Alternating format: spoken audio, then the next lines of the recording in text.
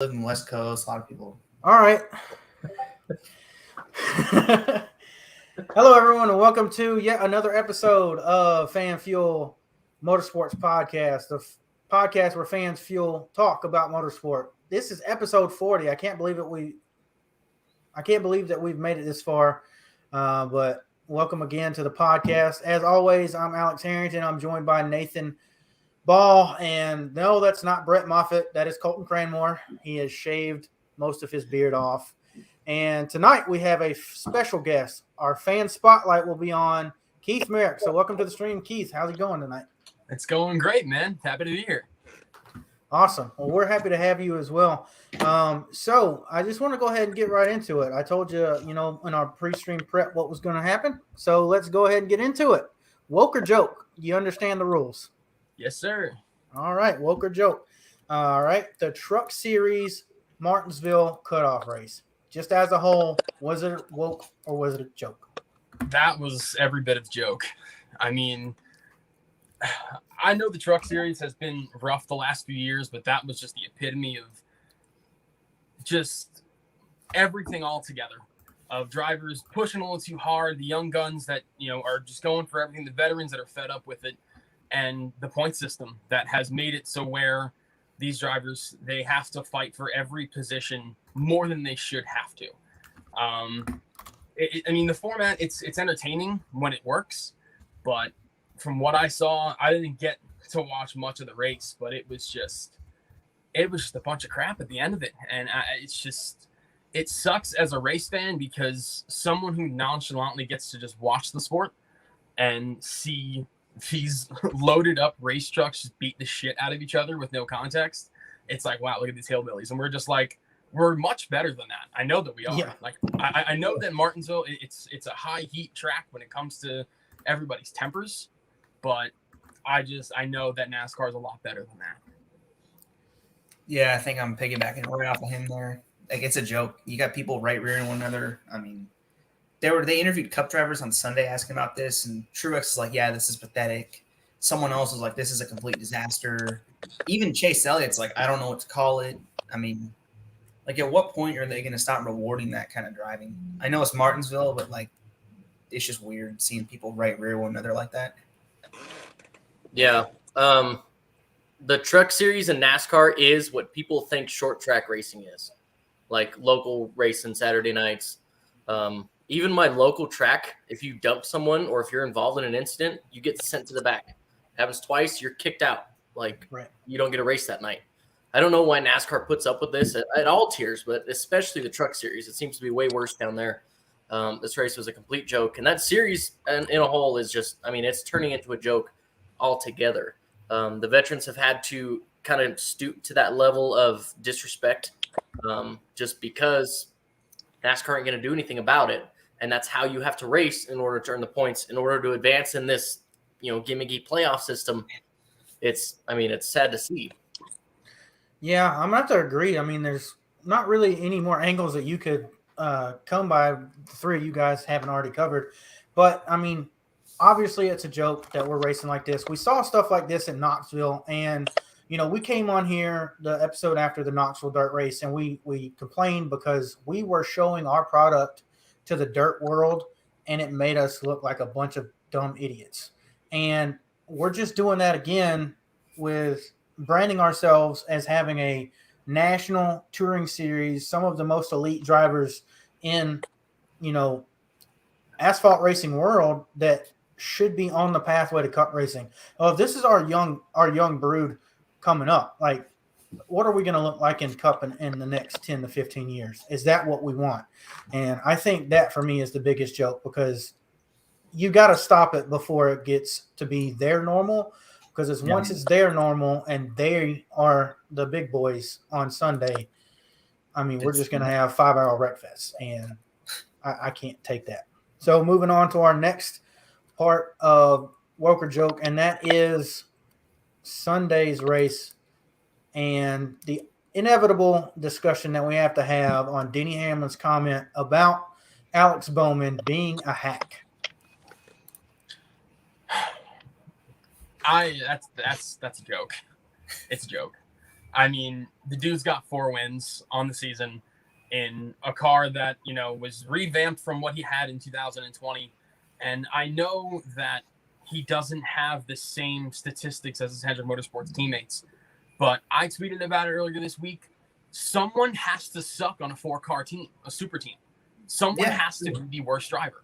You're not going to sit here and tell me that you're going to have 4 drivers with, 12 wins apiece? Like, come on. Like, he raced you clean. He raced you hard. He got loose, and that's the end of the story. I mean, other than that, he's been running at the front of the field. He's had some crap races, and maybe they need some kinks to work out on, but when it comes down to it, you look at Dover. He made sure that his car was at the front of the field when it counted. Pocono, he held off Kyle Larson, who was on a 3-race win hot streak, going for 4 in a row.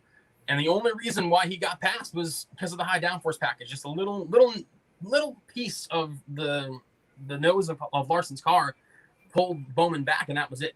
Whoever's at the clean air, it's over. Richmond. I mean, he went ahead and beat Denny Hamlin in a late race restart with crap tires, and you're going to sit here and tell me he's a hack? I mean, seriously. I understand you're pissed off and you're upset, but the dude's not where he is, winning races no less, as a hack. And I can tell you that much. So, yeah, that's a joke. Yeah, I think I'm going to go joke, like a 50-50 on a joke. Like, I think that the first sentence of what he said was wrong, but I do think that he did have a little bit of a point. Like if he worded it just a little differently than calling him a complete hack, then there's no way it's as controversial. Like, I definitely think that if he said, hey, he's, he hasn't won a while, he's desperate, he's kind of behind his teammates, he needs to win a race, like that would have been fine. I think the fact that he said he was a hack, that's where kind of went off the rails. Yeah, the hack comment joke. I mean, I get it. Heat of the moment, you're pissed off. That was a little unnecessary, a little far.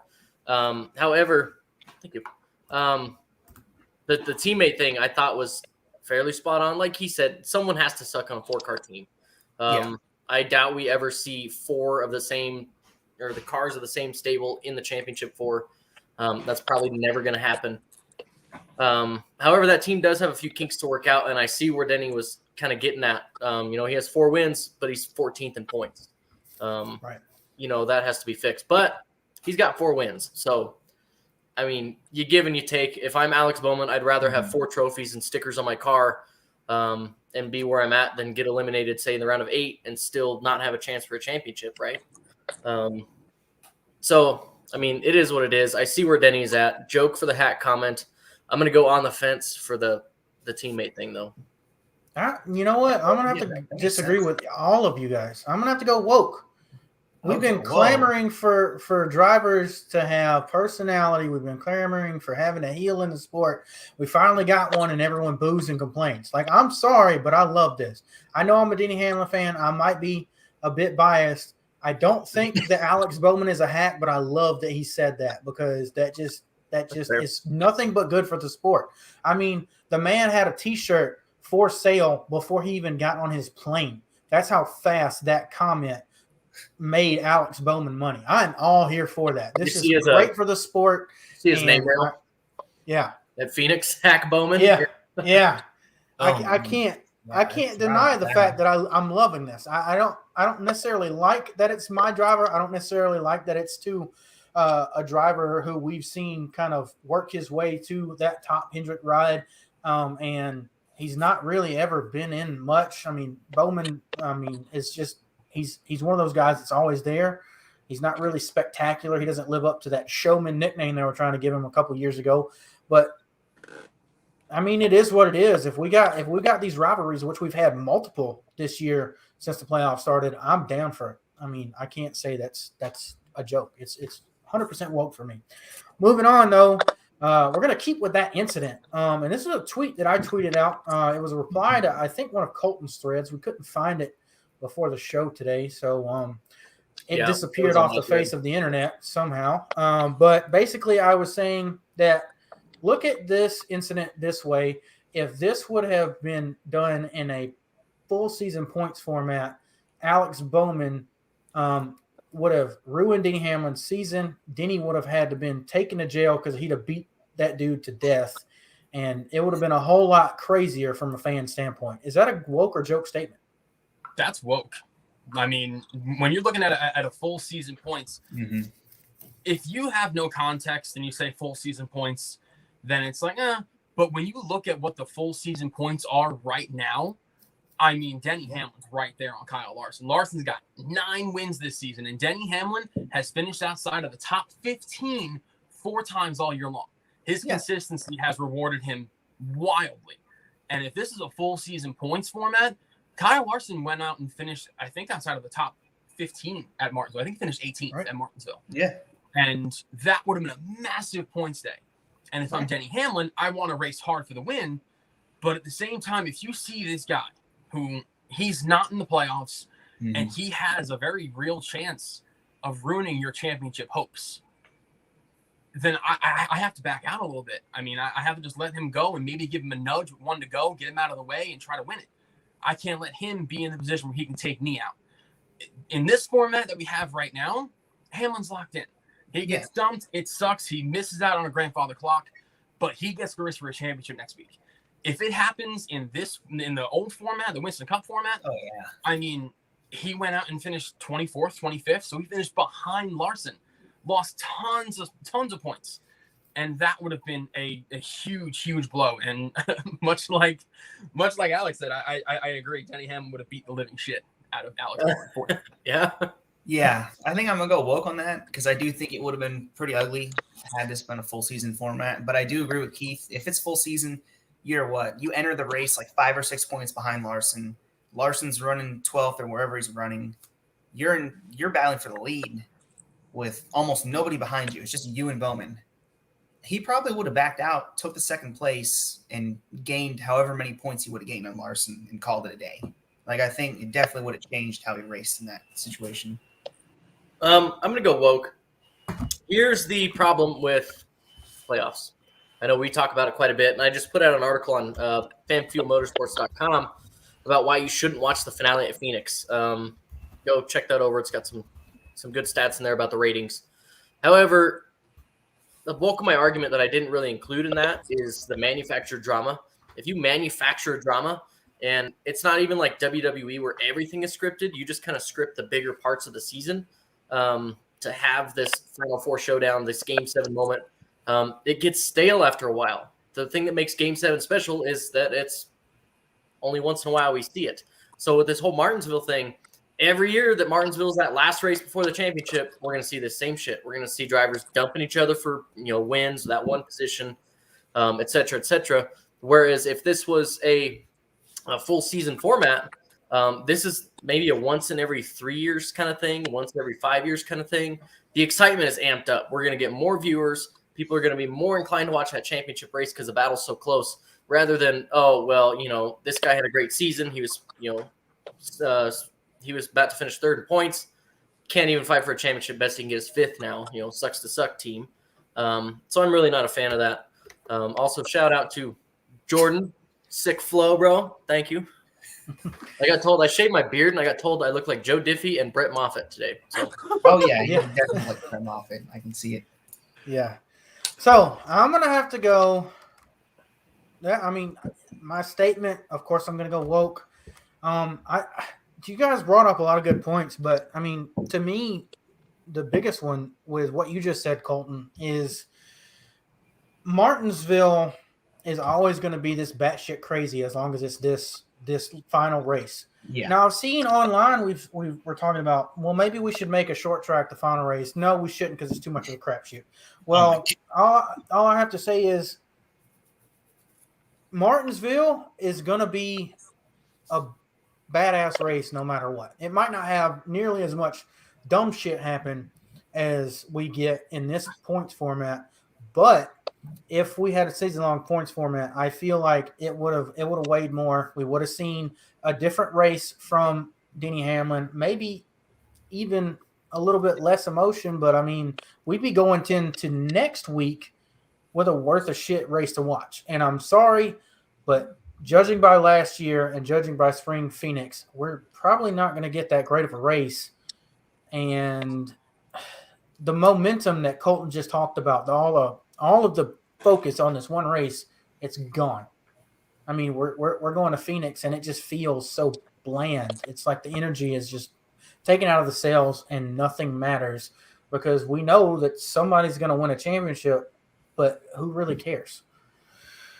Anyways, we'll move on to the next incident from Sunday's race, and that is the KFB versus Brad Keselowski incident. Now, we won't necessarily get into some of the things that were said post-race from Kyle Busch, but I do want to say just in general, the move that Brad Keselowski made coming to the checkered flag, was that a woke or a joke moment?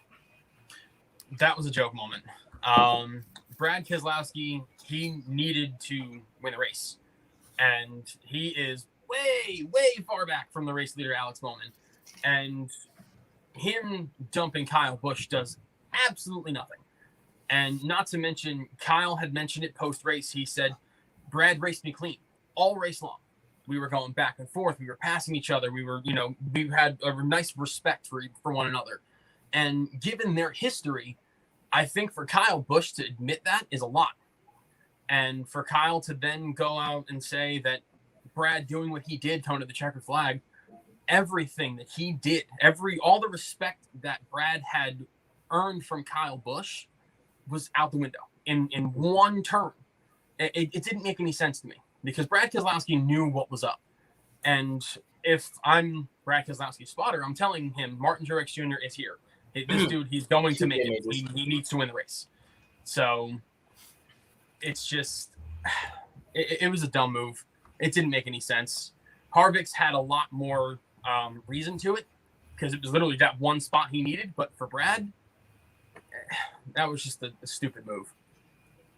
Yeah, I don't get it either. Like, I'm going to go joke. He's going to finish third no matter what. He's not going to win the drag race back. He's like, you know what? I'm just putting him in the wall, whatever. That's pretty much what he did. And after the race, obviously, you saw the 18, like, he turned dead left on him, kind of spun himself out. But I just don't get why you're putting a guy in the wall and there's no incentive to. Yeah, I agree. You guys hit all the points. There's no reason to do it. You're not going to win the race, and that's what you need to advance. Just take your finish and go home, get it over with. I am glad, however, that the KFB versus BFK rivalry is back. Really stoked about that. That was something we were missing. So I mean, I don't know. Maybe there's like some sort of agreement in the garage that every year at Martinsville you just dump Kyle Busch on the last lap. Maybe so. That's what happened last season with Kevin Harvick thing. I don't know. Going and looking at the move itself, obviously I'm going to say it's a joke, but I really want to know what the hell was going on in Brad Keselowski's head. He's leaving the 2 car at the end of the year. He's trashing the 18 car for no good reason, and he's going to be driving his own equipment next year. So if it gets trashed, it comes out of his pocket. I don't understand a lick of what happened. So I don't know. Just joke. I don't know what to say about that. Yeah, it's weird. It's just dumb. I can't explain it. It's one of the stupidest things I think I've ever seen in a NASCAR race. I've seen Rick Ware racing for the last couple of years. I don't know. I don't get it. Quinn Houff versus was that Josh Bilicki? Yeah, it was. But Cody Ware. I mean, Cody Ware was dumping his dad's own cars at one point this year. Yeah, that was an adventure. It's up there. It's like what? It's not even what you're gonna gain. It's like why? Yeah. Why? All right. So final one. This one is kind of interesting because we were talking about it pre-show, and Keith, you brought up some interesting points.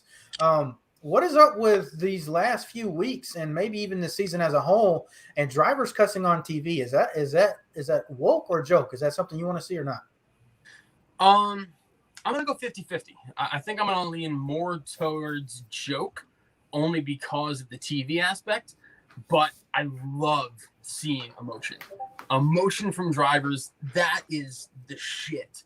That is so damn cool to watch a driver get out of a car, whether they win the race or they got dumped, and they are just out there, man. They have so much emotion. They're all just built up, and these fans, they're just, I know for a fact that when I'm sitting there and I'm waiting for Denny Hamlin to come on the TV, I'm just like, please, please, please, just lose your shit, lose your mind.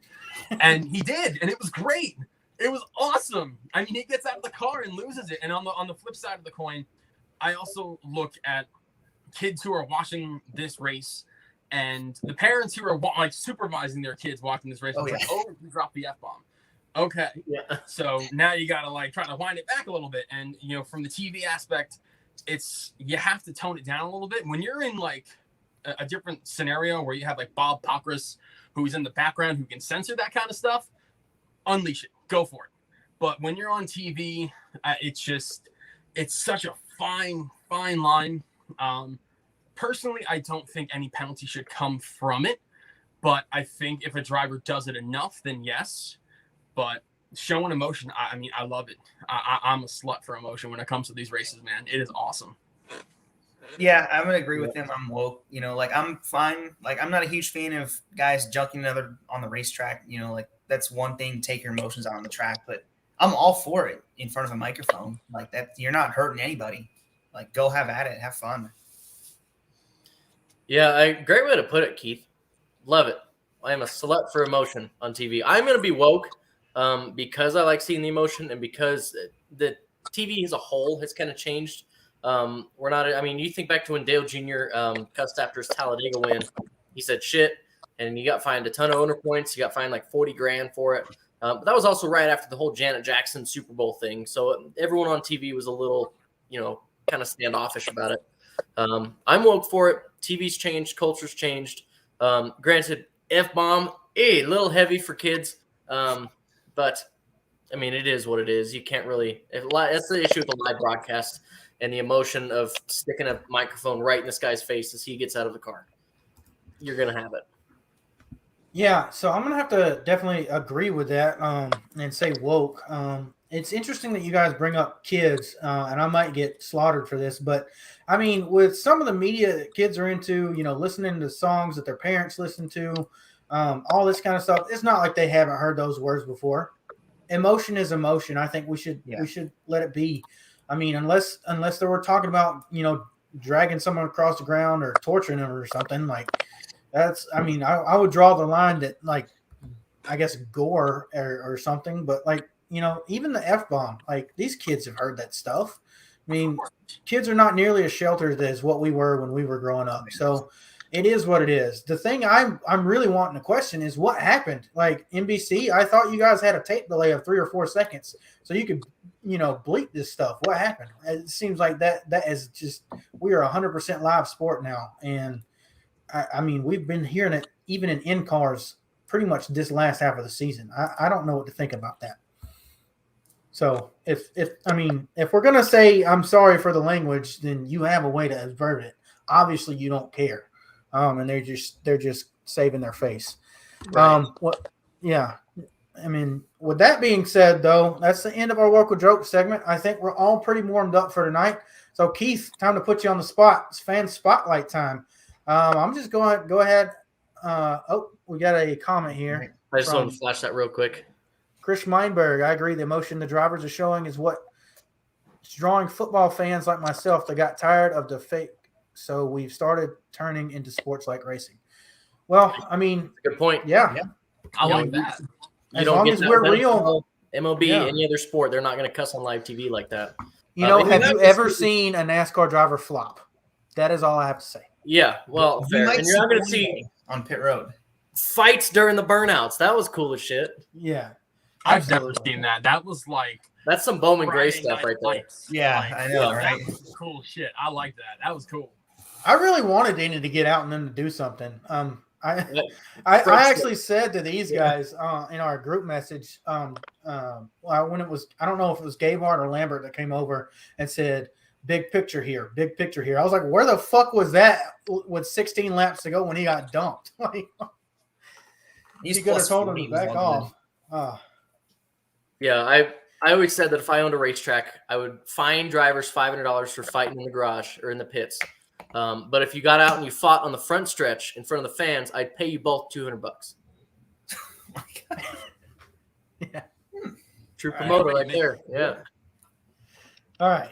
Well, Keith, your turn to answer the questions. So I'm just gonna go out and say it. Who is Keith Merrick? I am a wild NASCAR fan. Okay. Diehard Jimmy Johnson fan. I got into it from my grandfather. He worked at Lowe's way back in the day, and the new driver on the scene was Jimmy Johnson. And I was 4 years old, and I would go to my grandfather's house on Sundays. He'd plop me down next to him, and I'd be watching the races. And for whatever reason, it stuck. I would watch it. I liked Hot Wheels. I liked cars, so it was like kind of a cool parallel for me. And it wasn't until the 2005 Coke 600 that I was hooked. I remember I watched the last few laps, and I watched Jimmy steal the win away from Bobby Labonte, and that was it. So ever since then, I've been watching as much as I possibly can. I used to watch practice and qualifying 24/7 when I was, just in school. Same. I think that was all of us.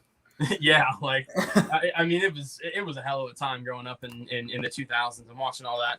And slowly but surely, as I got older and I was able to have a couple jobs and have some money, I fronted all this and I haven't stopped.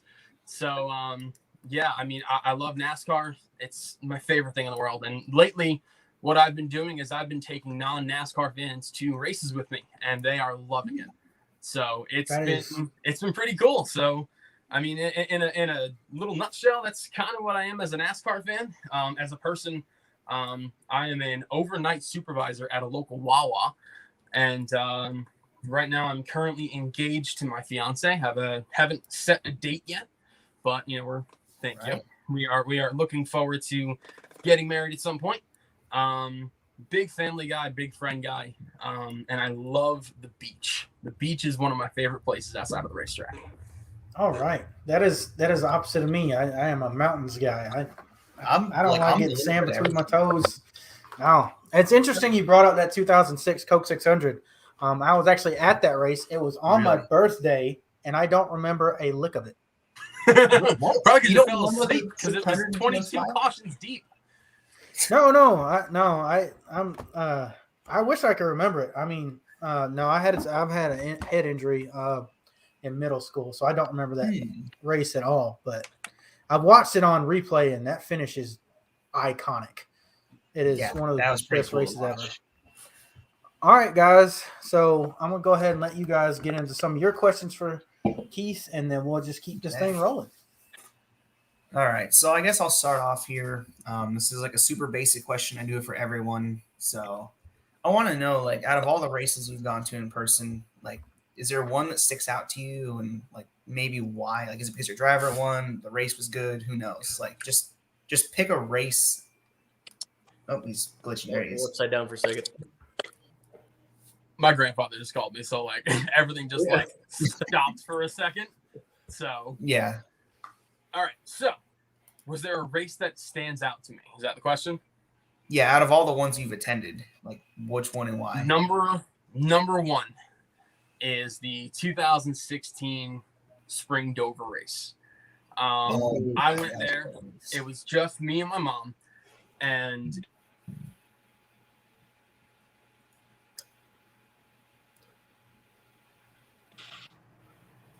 man keeps calling me.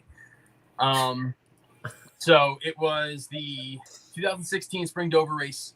It was like 60 degrees, and there was this bitter cold wind whenever the sun peeked behind the clouds. Freezing cold day, but the racing was awesome. I mean, everywhere you looked, it was great stuff, great racing.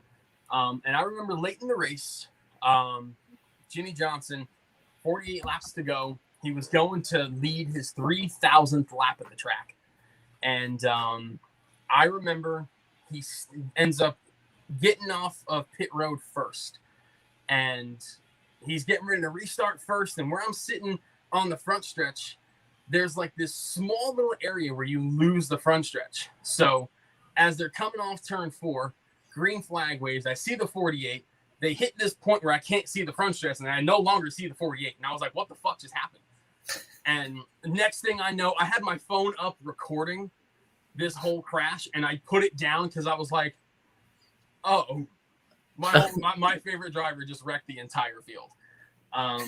So that was great. But then I remember after Edwards got dumped on the backstretch on the next restart, green flag comes out with 40 laps to go. I and about 20,000 fans did not sit for the rest of the race. It was amazing.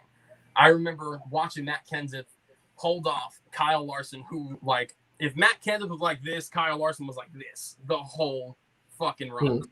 And Chase Elliott was a driver that I had really started getting into once he got to the Cup Series.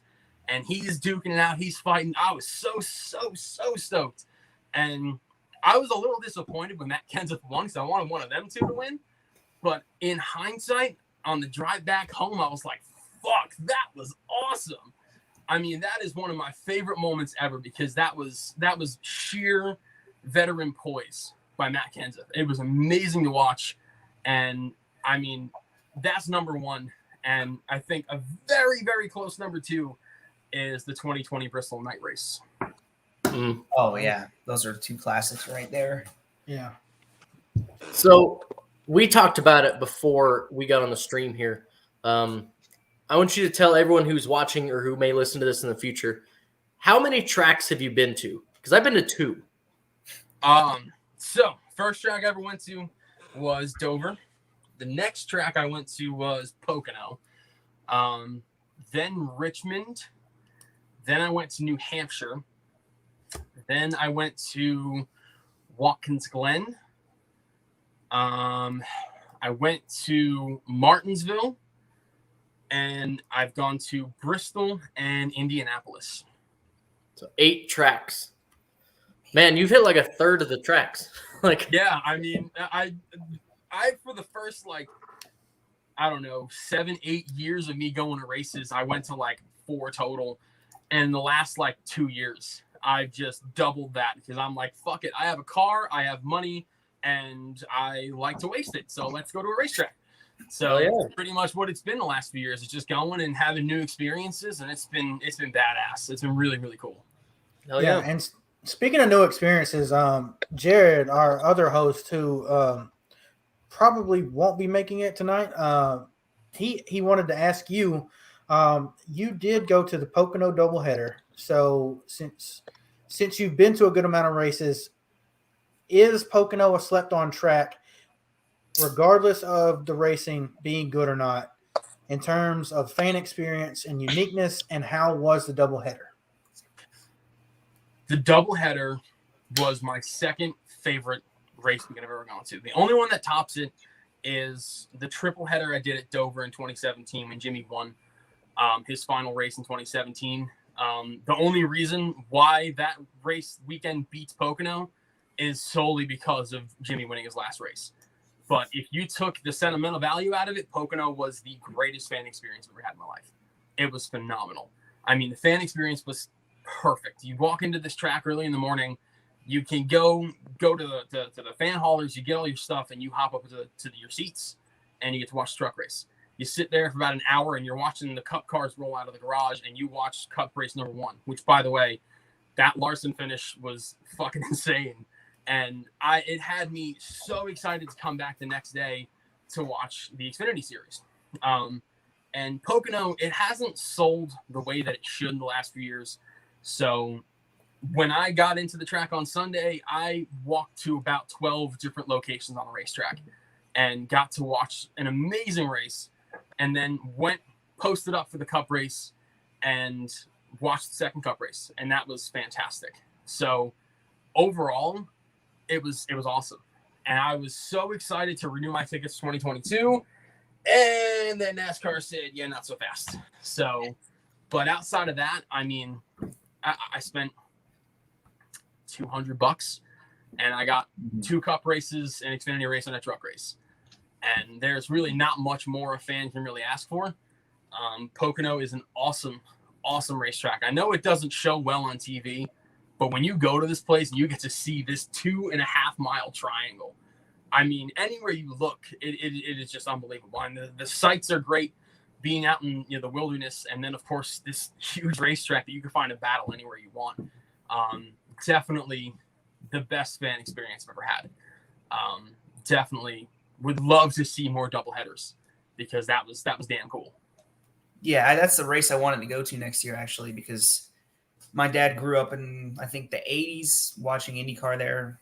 And when I got into racing, we went back to Pocono for their like little reunion. IndyCar came back there for the first time in like 30 years or whatever. So that was really cool. And we wanted to go to the doubleheader in NASCAR. Like you said, they're like, no, we're not doing this anymore. It's, Yeah. you gotta be kidding me. Because it was probably one of the best tickets you could ever buy Yes. on the schedule right now. Because you get like ARCA, trucks, Xfinity, 2 Cup races. It was just awesome. However, I did go to the Indianapolis doubleheader this year. Mm-hmm. And if you love multiple forms of racing, do it. It is a great ticket to be able to go to the IndyCar race and stay there for the Xfinity race on Saturday, and then have the whole Cup Series thing go on Sunday. And Sunday morning, I got to go there early and watch qualifying. That was awesome. So I really think the doubleheaders, they really should be something that we go to more so in the future. It is an awesome fan experience, and I think the ticket is perfect. Yeah, I did want to ask you that. So I went to the Indianapolis 500 twice in 2017 and 2018, and at that track you can't see shit. So how is watching a road course race, at a place where you can't see more than just a couple of corners, is it different? Because I've never experienced that. The only road course I've ever been to was the 24 Hours of Daytona this year, and you can see the whole track from the stadium. So, how is that? So, first road course I ever went to was Watkins Glen. And it was interesting, coming from only oval racing where you can see anything on the track at any point. It was kind of a shell shock. So I sat off in turn 1. So I see them coming down the front stretch into turn 1. They hit the short chute and head up to the S's, and you lose them. And they have several screens in various different viewing areas that you can watch certain camera angles that they have. It's a really cool experience at Watkins Glen because you have so much maneuverability. But for Indianapolis is huge. So even for the oval race, you can barely see shit. So the road course was cool.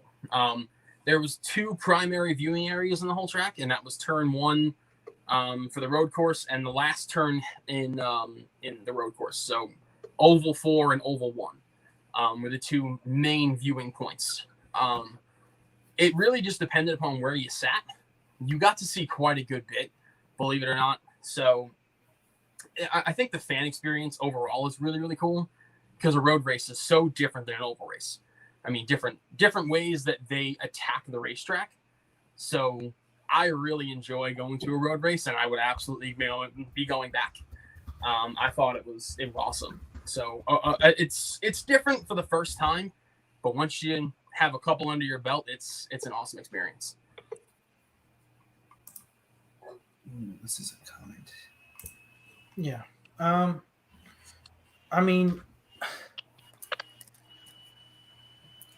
I hate to bring this up because I don't know if it's going to be very controversial, but Nathan and I really hated the fact that they got rid of the Brickyard 400 for that race. Yes. Yeah. Yes. Since you went and saw the road course live, did it make you feel better about the event, or would you still have rather seen them run the oval traditionally for 400 miles? Oval all the way. Okay. It's the prestige of running the oval. I know that the Indianapolis road course is an FIA grade 1 track. I know that it is. It is world renowned, but there's something about a stock car on the Indianapolis oval that you can't beat. It is just, I know that the racing has sucked the last few years, and it has a lot to do with the package. But being at the racetrack, it's so different. The road race was cool, and I thought about having 2 races a year there, one on the road course and one on the oval, because the oval is it's so prestigious.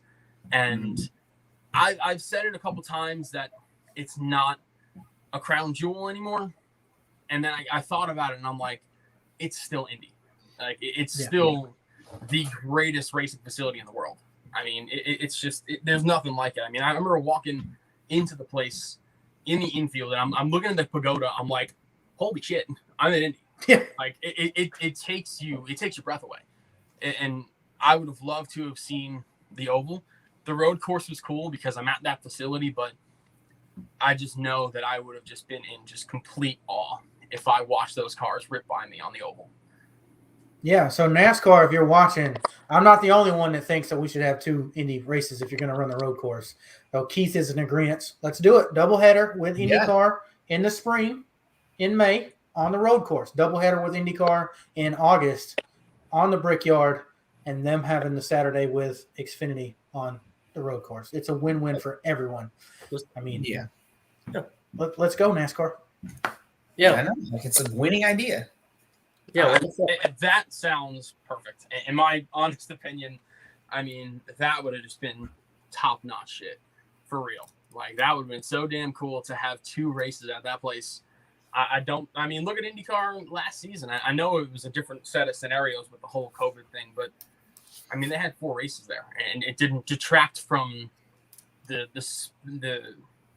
how special it was. Like, it's still Indy, no matter what way you cut it up.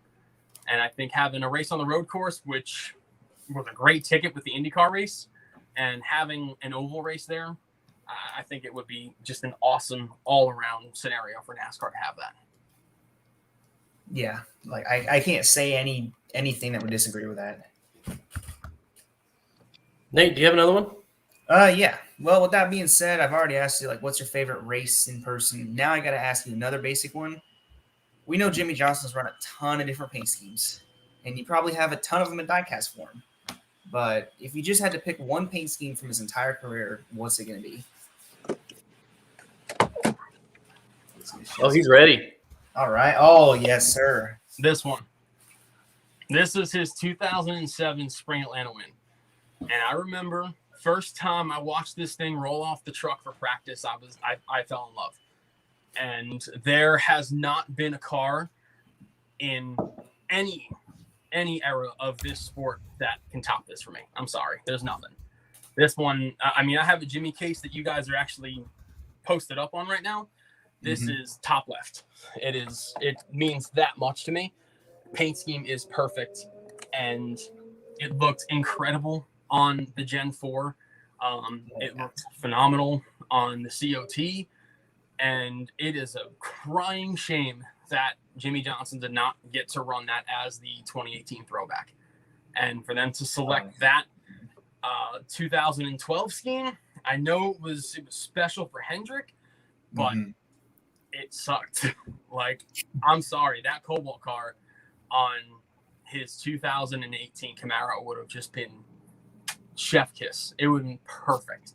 So out of all the paint schemes Jimmy's run, that is by far number one. I can't disagree. Like, I don't know which one I would pick, but, you know, if you give me like a top 2 or 3, it's definitely in there. Yeah. So I'm a really big local track guy. I say I have 2 local tracks. So I have the one in town that my dad raced at that has completely gone to shit. And then I have one about 80 miles south of me called Colorado National Speedway. The trucks actually used to race here in the late 90s. And up until, fun fact, Keith, up until the Xfinity race at Daytona and whenever Elliott Sadler and Tyler Reddick almost tied across the line, Colorado National Speedway had the closest finish in NASCAR history. It was like 0.001 seconds. It was nuts. Do you have a local track? Do you go to local races? Have you been to a few of them? What's your local scene look like? So my local track is where Martin Truex Jr. got his start, and that is Wall Stadium. Okay. That is about 25 minutes south of me. I don't go to it very often. My first time I ever went to it was 2019. Of course, last season was a total scratch. Couldn't go to any of them. Actually, no, I'm lying. I went to one last season. And I tried to go this season, but my new work position, I'm working overnights. So I unfortunately could not get to any of the races that were run during the season. So that was a bummer because I had about 2 or 3 planned, and then I got the promotion, and it was like, hey, you're not doing this anymore. So I was like, damn, that sucks. But the first race I actually went to at Wall Speedway, I got to see the cousin of Martin Truex, Tyler Truex, go and race there. So that was pretty cool. Saw Jimmy Blewett. He was racing there. Definitely really, really cool place to go and visit. I mean, it's like this high banked, like, I don't even know. I want to say it's like a 5/8 mile, maybe a little bit less. I think it's less. But it is so damn cool. And that's pretty much the only local track I've gone to so far. The other one that I have is New Egypt. That's a dirt track further down south that I've been dying to get to. And I know that Bridgeport Speedway is not far from me, probably like an hour and 10 minutes. So, that's two pretty big name dirt tracks. You're gonna have to get out there, man. Yeah, if you get the chance, like, let's see a dirt race. I know that they have some big features out there, and I would love to make my way over to a local track of mine. You know, you would think I would have been there by now, but I haven't gotten there. My racing taste was just NASCAR, and it wasn't until probably about like 2016-ish that I started kind of branching out a little bit. Started watching a little more F1, a little bit more IndyCar, a little more dirt racing. Kept up with some big names within the local stomping grounds. So I'm slowly branching out to watching more local races, because that's some of the best racing I ever watch is local stuff. Hell yeah. I mean, like I said, you got to go to those dirt tracks. I'm going to be a massive push for anyone to go to a dirt race. So much more fun than a NASCAR race. I hate to say it like that, because NASCAR is like my bread and butter. I love it, but you have so much more fun at local racetracks. Yeah. But I do have to say, I did not know that Wall Township was your local track.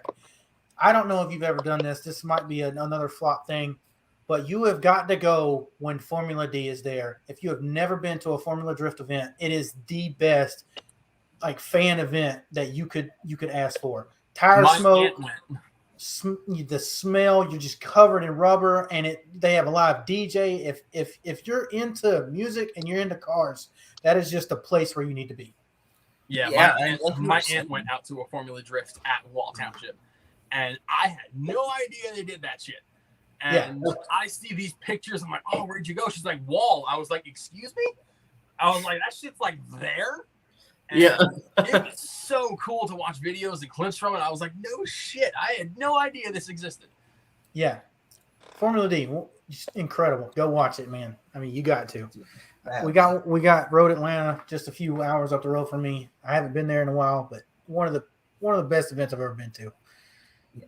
Man, that's cool. I'll be real. Like, it was something that hurts, though. You were saying, like, you know how we have all branched out more racing over the years. Like, I've always been into all sorts of racing, but NASCAR was like sort of my favorite for my entire childhood. And then they kind of start going off the rails, and I'm like, okay, maybe I need to start watching more IndyCar. Maybe I need to start watching more F1.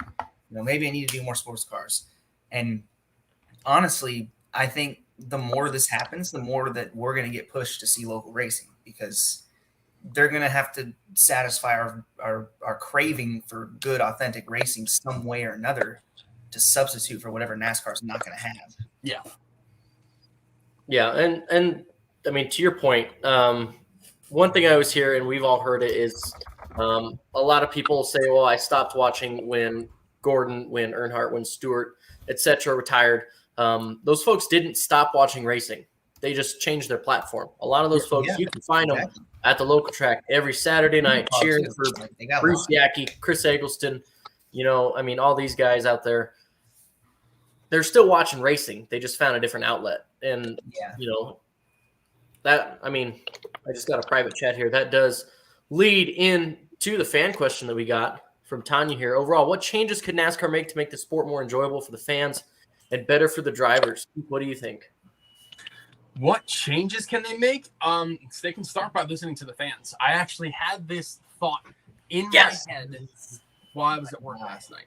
And my thought is, take this. Okay, you have a water bottle company, and their consumer says, I don't like this. I want you to change it. And you have enough people that say, I want you to change this product. They're the ones that are buying it. And at some point, the water bottle company realizes, shit, the people that we are catering to, they don't like this. We have to change this. So they go and they make a change. That's what they go ahead and do. And guess what? The consumers say, yes, thank you. You did exactly what we asked for. and they're going to continue to buy your product. Now, my issue is the fact that when it comes to NASCAR, we are the minimized consumer. We go to the races, we buy the merchandise, and we watch the events. However, the biggest issue that there is are these guys, the sponsors. The sponsors, the manufacturers, everybody that funnels millions of dollars into this industry in one lump sum are the ones that NASCAR listens to, because that's where they get the most money out of. Why would they listen to us? Why would they listen to me, you, anybody else? For Exactly. what? I mean, yeah, we consume the product, but we're not the ones funneling any of the funds in it. Not nearly as much as just one sponsor on a race car. I mean, it's insane just how much pull they all have. I love listening to the Tony Stewart, Kyle Petty clip, where Tony Stewart, he goes and he talks to somebody high up in the sport, and he says, this is what you have to do. This is what you have to change. This is how you will make this sport better.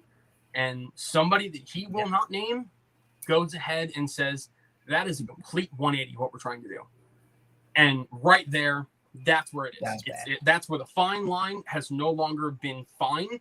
It is a definitive, here's where NASCAR is, here's where you as the fans are. Like, cool, thanks for watching, but these guys make us money. These are the ones that are going to give us millions of dollars, and we're going to listen to them. So I think the biggest thing you have to start doing is listening to the fans. I know they have this fan council. The fan council is wildly lopsided. It'll be like, hey, do you like the color purple or the color red? It's like, well, it's kind of a mix of both. What should I choose? It's no. It's no. Like, and these fans that I'm starting to see now, they're like, oh, I love this racing. I love watching these guys go 12 miles an hour and 12 deep, 15 wide. What? What are you talking about? Like, cool, the restarts are badass, awesome. And after the restart, your favorite driver's stuck in 36th for the last 19 fucking laps of the race. You didn't pass anybody. This is okay. So here's the thing, Keith, you're starting to do what I'm known for, and that's fucking Alex rants. I fucking love this. I will argue till I'm blue in the fucking face about how NASCAR doesn't understand the point that you just made is very, very wrong. You said that the sponsors put the money into the sport. They make the money from the sponsors secondarily. If the sponsors didn't have people watching the sport, us, the fans, they would not be able to fucking justify spending millions of dollars to be put on TV. And I don't think that NASCAR understands that. I'm on the same side with you about listening to the fans, but Jesus Christ, get with it, boys. Like, I don't understand. Like, if we don't want to put our money towards the product, we're not going to show up. There's no faces to show a product to, like a product placement to, a sponsorship to. The sponsors can't make money off of the product placement. So why is the racing product not good? And what? Yeah. I think more specifically, maybe what Tanya was asking was, what would you want for your perfect NASCAR? What would you think that would bring more fans back? Because, I mean, like I said, I could argue till I'm blue in the face that sponsors don't matter if the racing's not good. Yes. Yeah, and I do believe that Keith had a really good point about the rules package, and it's sad to see, like he mentioned, there are new fans out there that they're the crowd that NASCAR wanted, and you see them. There are kids that were born after Jimmy Johnson won his first championship. Like that's like, we're not old people, but we are old compared to these guys. And Colton calls them video game fans. And I've always said that anyone who likes this package will not like this package if they go to like a go-kart track or drive anything. They're like, if you've ever driven anything like that, it's not fun. Like, you got to have something where the drivers can show their ability. And just because they're closer together, it doesn't mean they get to show their ability, and they're kind of just choked down. And it's crazy now because there are kids young enough that actually like that kind of racing because it's all they've ever known. Yeah, it's rough. It's really difficult. I'm sorry. I'm actually trying to charge my phone right now, so it's on like 10 fucking %, and I was like, whoa, okay. Yeah. Do something about that. Yeah. You look fired up. What's your vote, Keith? Before I start. Oh, now we're at the wall. Love it. Good content. You're not gonna see this at Dirty Mo Media. No, you are not. Absolutely not, because I would do a lot better at Dirty Mo, because I'd have a fucking studio. I have a dirty ass room right now. That's Dirty Flow Media. Yeah, there we go. Goddamn right. We got. While Keith's fixing his stuff, I did want to touch on another comment here. This is from Jacob Smith. He's another local driver. He races Grand American Modifieds at Colorado National Speedway. I should have shouted him out because he used to race go-karts with my buddy Brandon. Cool as shit, dude. And he looks like Clint Boyer when he puts a helmet on. That's like he looks just like him. He said less 1.5-mile tracks, more short tracks. Bring back the Rock, North Wilkesboro, etc. They're more exciting to watch. 100%. We're all on board with that. No, don't say that. Don't say you're that. on board. I would love to have Rockingham and North Wilkesboro back on, but you know I love my bread and butter speedways races. 1.5-mile races are the way that we should be going, and we should make those races matter again. We can't make them just be. It's not correct. Nathan is correct. It is not the track. The package sucks. Like, I love my intermediates. I love my short tracks. Keith, I don't know if you can get us back on track here, bud, but I'm starting to go off the rails. Let me touch on my point here. To make the sport more enjoyable, you guys hit a ton of points. One thing I would do is I would listen to the drivers more so than the fans, because the drivers are going to know what puts on a good package. Obviously, the drivers are going to have their favorites and whatnot because they're the ones driving the cars. But I would listen to the drivers more so than the fans. Tell the drivers what you want, and the drivers will tell you how to get there. We saw that with Denny Hamlin's comments earlier in the year, especially with the next-gen car when that kind of blew up. Tell the drivers what you want, and they will get you there. Keith, to your point about the Tony Stewart, Kyle Petty, our guy Nate here is the one that shared that video on Twitter. I know he is. That got it stirred up a ton of talk in the garage. Like, I know we got noticed. That was great. Like, I mean, the thing is you have to listen to the drivers. The drivers are the ones. They are your entertainers. If you want to become an entertainment world, you need to have entertainers. If you're not going to have drivers that are going to be racing for you and actually enjoy what they are putting on each and every week, what are you doing? I mean, we've listened to it over and over and over again. They want a car that's hard to drive. The driver who won the championship in 2019, the guy who wins it all. He won the race. He won the champion. He hoisted the trophy. He's like, these fucking cars suck. They're garbage. They are terrible. If somebody finished 29th and like, oh yeah, these cars suck, whatever. The guy who won it all is looking at you dead in the face and saying these cars suck. Fix it. There's a problem. There is such a humongous divide in between what the sport thinks we're all going to want and what the sport actually needs to be. If you look at the Xfinity Series is the premier series in NASCAR, and I don't want to hear anybody else tell me otherwise. I know that we have the Cup Series, but the Xfinity Series is the most fun series to watch. These race cars, they have more horsepower than the average Cup car. They have less downforce than the average Cup car. And you put them anywhere on the racetrack, bottom, middle, top, they make passes. They're sliding around. They are not easy cars to drive. And so why is the Cup Series getting a diluted version of this? You're putting these drivers through all of these ranks. You're going to go from ARCA to Truck to Xfinity so you can get to the highest pinnacle, the hardest part of the sport, only to have an easier race car to drive. Now you have to start utilizing your team strategy. Oh, let's pit now because they don't have track position. You can't even use your driving ability to say, hey, listen, you do what you want. I believe in you. Go get it. You can't do that anymore. And I don't understand when that happened or why that happened. It's annoying and it's sad because while I'm glad that the Xfinity Series is getting some very well-needed attention, the fact that the premier motorsport in America is joke. It's joke. Yeah. I mean, I'm so thankful we had more 750 races than 550 races this year because it showcased driving ability. on many different counts, from road courses to short tracks. Darlington, like fucking hello, Darlington. One of the greatest racetracks ever. From 2019 and 2020, you fucking ruined it. How? Yeah. And the best part is the fact that in 2021, we brought it back to prominence. Oh, yeah. You look at the 2021 Southern 500, what a fucking race that was. What a race that was. And that brought prestige back to NASCAR, back to the Southern 500, back to the drivers wanting to race and win. Right. And so I think the biggest thing that NASCAR needs to do to make this sport better, listen to your entertainers. If you no longer want to be a sport, whatever. If you want to be an entertainment platform, go for it. Listen to your entertainers, and they will give you the best product that you can possibly put on. If you are listening to Joe Schmo, who sits up in a CEO office, who has never been to a NASCAR race in his life, and says, hey, I want this, and I want this because he has money, you lost us. You lost the sport.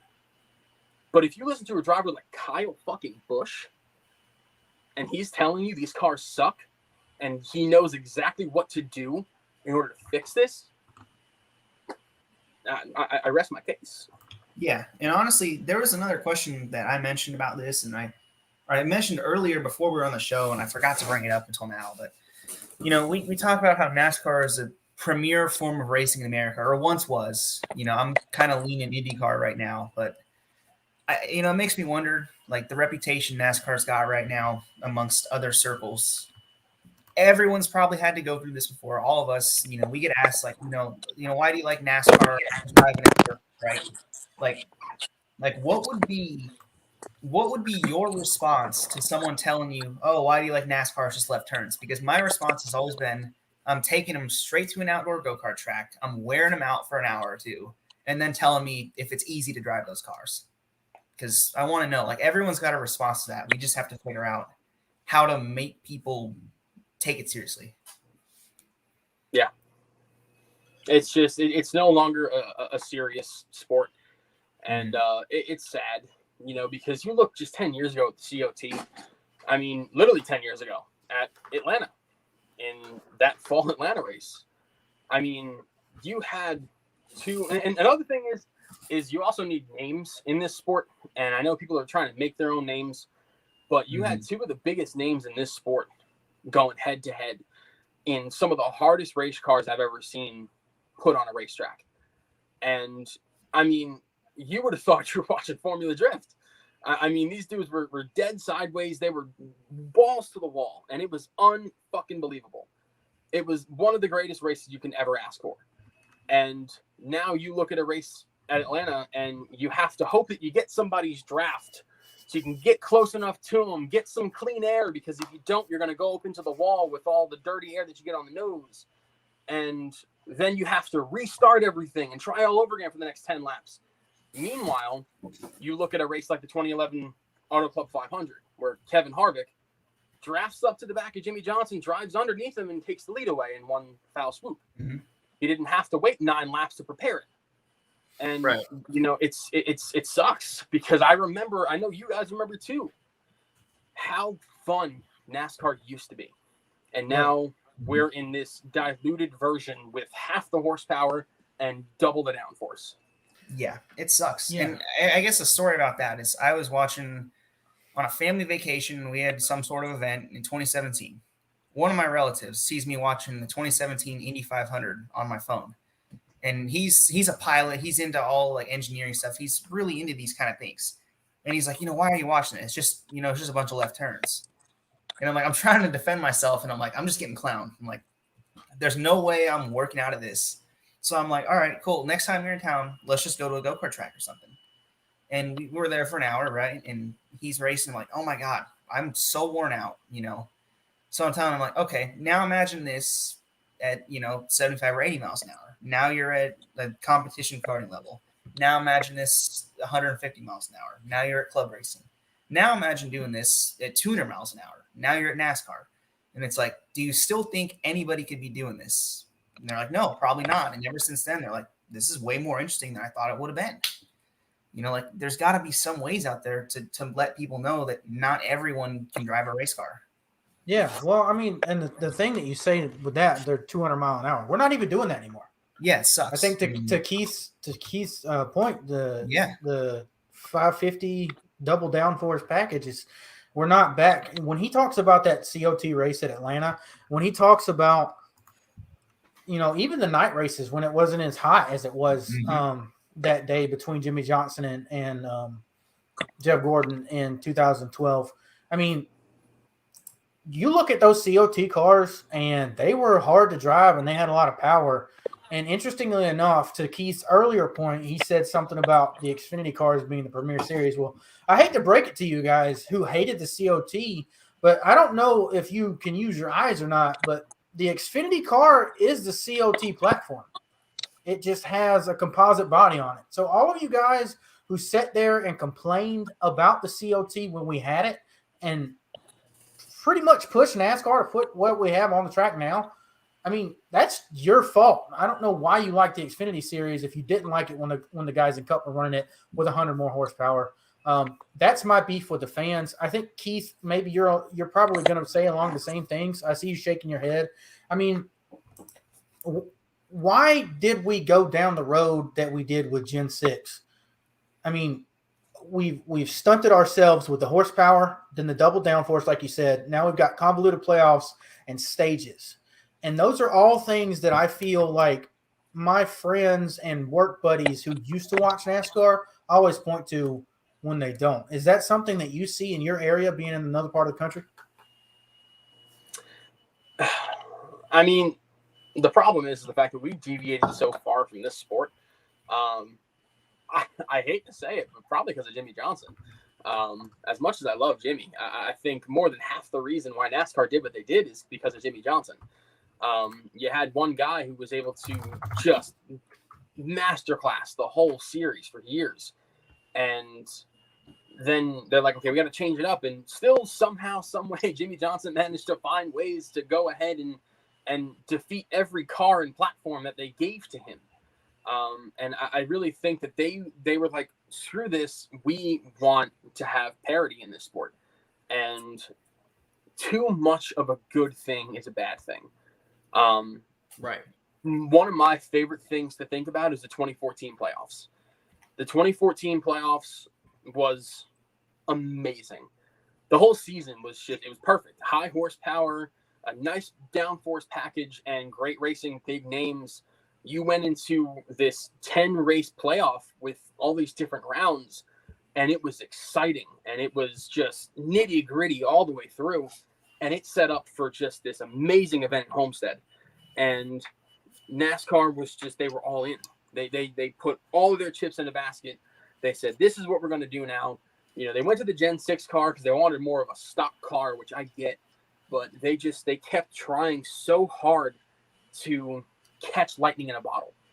When they caught it once, they caught it twice. They're like, we did it multiple times. We can do it over and over again. We can make a series out of this. And you can't. You cannot manifest this. You can't just say, well, we did it once, I'm going to do it again. You can't. There's no way that you can do that. You need to let that happen on its own. I know we touched on it before. I know that we were talking about the Martinsville race and how if this was a full season points, you would have had so much more excitement heading to Phoenix.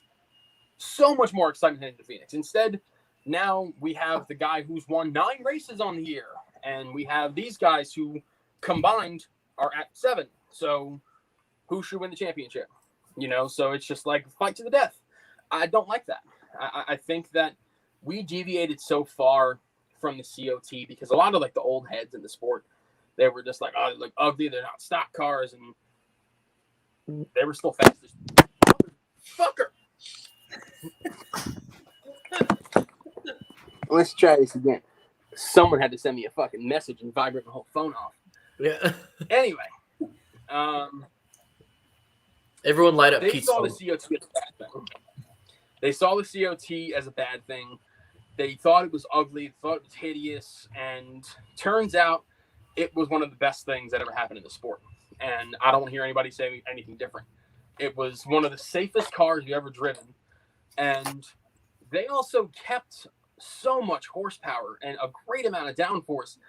I can think of about 25 different races off the top of my head right here, right now, that were fucking amazing. Incredible events.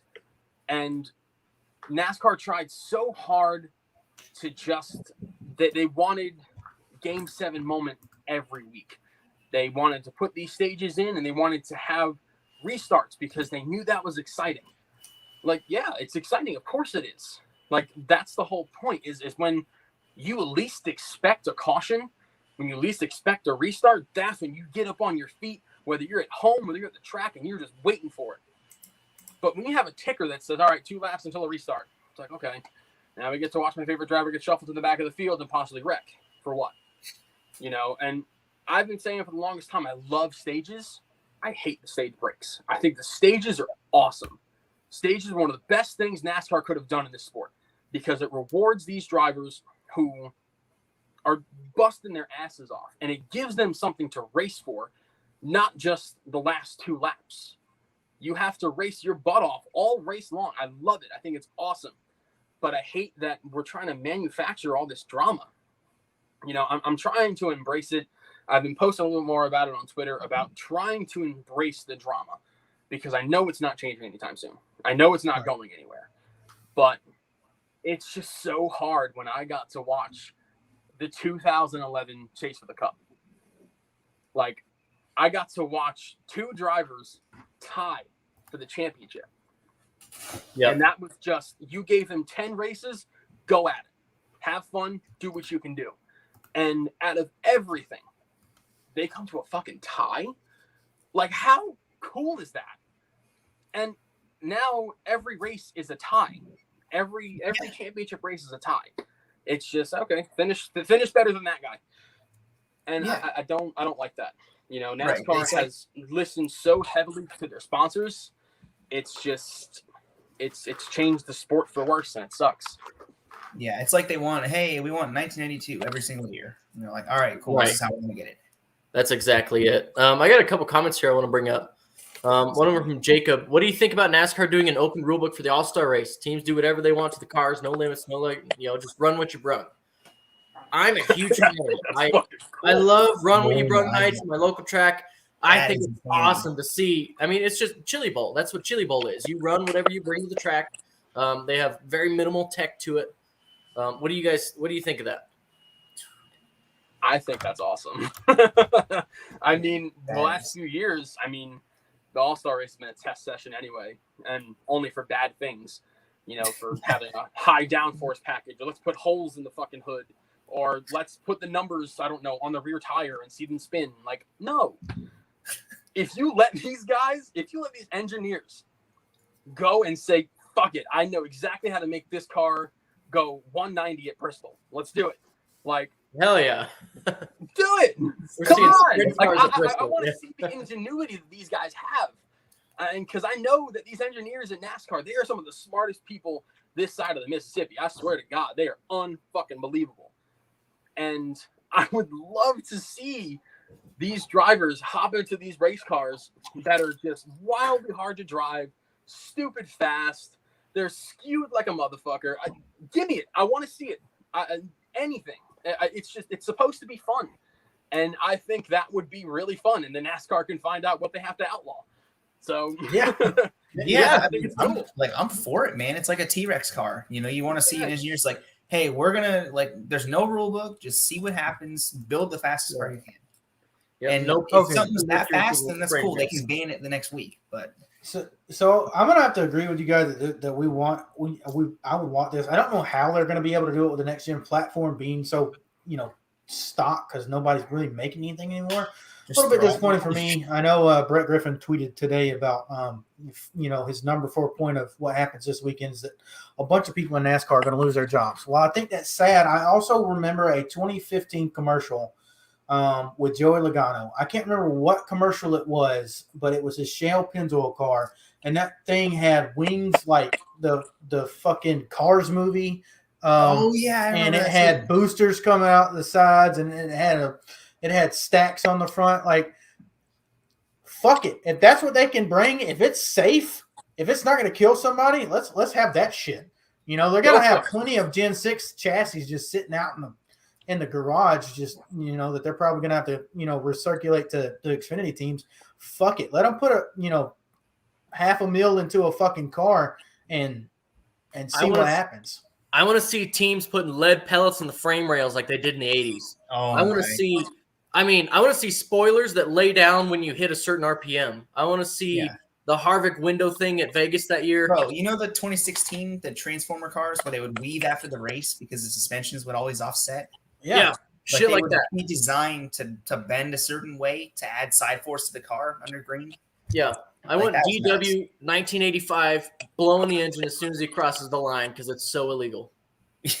Honestly, I was driving back from Virginia the other day, and I was listening to the Dale Jr. download with Andy Petrie, and he was talking about how he was with Harry Gann at Daytona, and he had this mechanized spoiler where he flicked a button on the radio, and the spoiler went from this to that, and just the original DRS system. Yeah. Like, I thought that was so cool. I love hearing about the ingenuity from the teams way back when they'd find a little gray area that NASCAR didn't cover, and they'd be like, well, let's exploit it. Like, people always called Chad Knaus a cheater, and that always annoyed me, not because it was Jimmy Johnson, but because of the fact that you're going to sit here and tell me that you wouldn't want your team to push the limit. You're going to sit here and tell me that you wouldn't want your car to be as close to the line as possible to make it as fast as possible. I mean, if you have an opportunity to take advantage of something, I mean, if NASCAR is not going to police it, then why not? I mean, I'm all for it. I think it's really cool that engineers had all this ability to just be so smart and know exactly what NASCAR is not going to find. Like, that is so cool to me. And I really would love to see an all-star race where you got to see the engineers flex their muscle. Yeah, absolutely. You're not trying.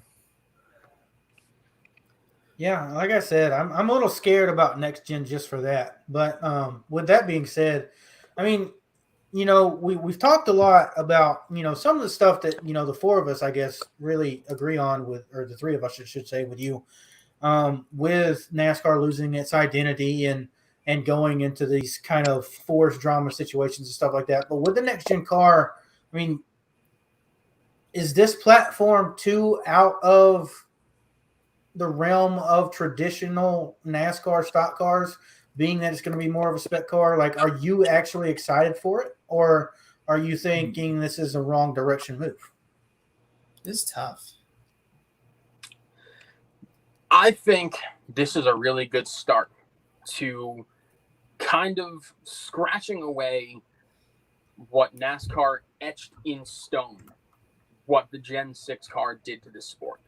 And really what they did as a whole to make this sport what it is today. It's become a gimmick, hardcore gimmick, and I've seen really cool things when it comes to the Gen 6 car. Listen to the Dale Jr. download the other day, and Dale, he only said so much when he got out of the car. He saved the rest of it for the download, and he said the brakes, they are much bigger, so you can go deeper into the corner. He said that it's just you can put the power down to the car, and that puts a lot back into the driver's hands, where the driver can power up off the exit of the turn, have so much grip, and be able to do something with it, drive down into the turn, and just get so deep before you can hit the brakes. I mean, that's really cool. There's certain things that he said he didn't like. He didn't like how the steering was. He said he couldn't really steer it all the way like you can a Cup car now. So it only goes like halfway. So there's kinks that need to be worked on. The firewall, I know, was a big, big issue.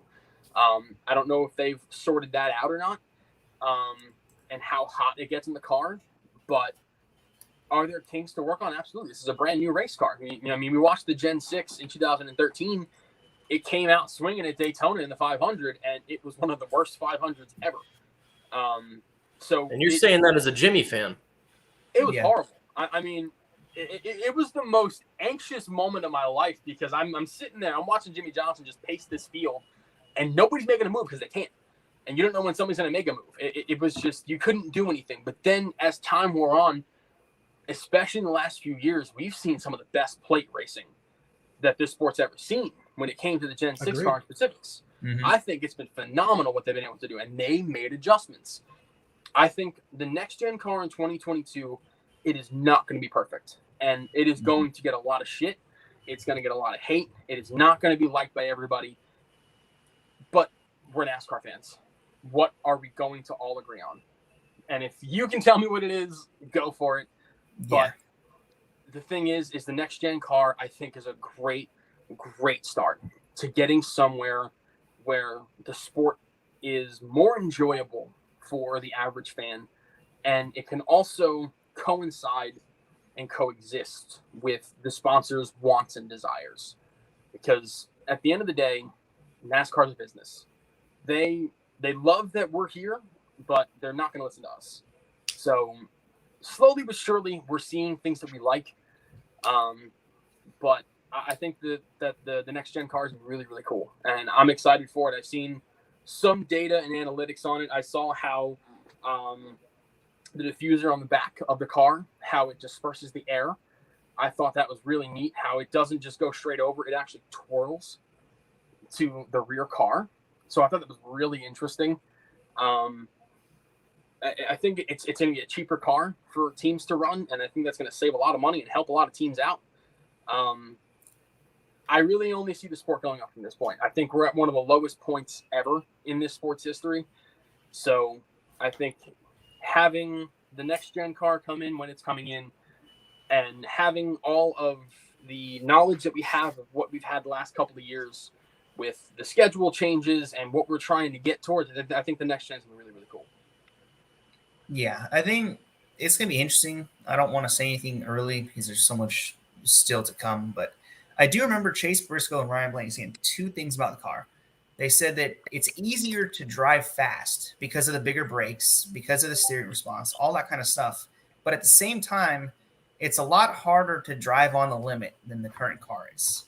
You know, the current car, whilst it is a little bit, the current 750 package car, you know, it's a lot harder to drive fast, but at the same time, there's more wiggle room. You know, it's like you're trying to wrestle a pig. That's what stock cars are known for. Yep. And they said with this car, it's more like a road racing car in the sense that, you know, it does what the driver wants it to do more, but at the same time, because of that, there's a finer line. And when you go over that line, it's easier to crash. Yes. You know, like it might be just because it's easier to drive doesn't mean it's easier to push 100%. You know, there's still going to be guys that not everyone's going to be able to get 100% out of the car because, you know, that limit is only attainable by some drivers. So I do think that it'll be more like the Gen 4 in the sense of maybe it's easier to go fast in, but it's not going to be easier to get the limit out of, if it makes sense. Yeah. So if you listen to the junior download this week, Keith, you kind of hit on a couple points, but he talked about just that, about the limit of the cars. And he said when they changed from the bias ply to the radial tires, there were the same complaints that drivers couldn't find the limit of the car. They had grip 1 second and were spinning the next. And that was, he attributed mostly to drivers knew what to look for a few years down the road after so many laps and races. They kind of knew what it would feel like when it was about to snap loose, as opposed to the bias ply, where you had a lot of flex in the sidewalls and you could really, wheel that thing around, get it sideways, and you had a lot of give in it. Where I think we're going to have that same thing in the future. I think 5, 6, 7 years from now, we're not going to hear drivers saying that. It just snapped around on me, other than mechanical failures or rare circumstances. They're going to find this line. They are still some of, I'm not going to say they are, but they are some of the best stock car drivers in the country. And they'll figure it out. Mm-hmm. Yeah. I mean, for me, my biggest fear is obviously the big tracks. I think the road course and short track platform is only going to be better. You got to look at, you know, your late models and short track cars like that. I mean, some people have told me, well, they've only got 600 horsepower or whatever. The horsepower number, it doesn't necessarily matter. But the thing I'm looking forward to is the independent rear suspension is going to make these cars more drivable. It's going to make it a lot more interesting on putting the power down, setup changes and stuff like that, with a little bit different shocks on each of the four corners than we're used to. We could even see at some of these short tracks, if they've got enough power, they're three-wheeling it coming out of 2 and 4. I'm down to see more body movement and hope something like that happens. I don't know with these engineers if that's going to happen. But when it comes to the big tracks, the 550 package, the big 8-inch spoiler has me terrified, because we don't like the package as it is now, and you're essentially just copy-pasting it onto this platform, despite the sidewall changes, despite the rear end being symmetrical, despite the fact that we're going to have a diffuser to hopefully get rid of dirty air. I am terrified, and I feel like if it's not at least somewhat good and something that they can Band-Aid or refine throughout the season, throughout the years, we're going to lose a significant amount of people, because you can't go fast at a short track as you can these big 1.5-mile, 2-mile raceways. And that's, to me, what NASCAR is all about. Going 180 to 200 mile an hour into turn one at some of these places and having to hit the brakes because you're just going too damn fast. That's awesome. And that's what I'm scared about. We're not going to have that.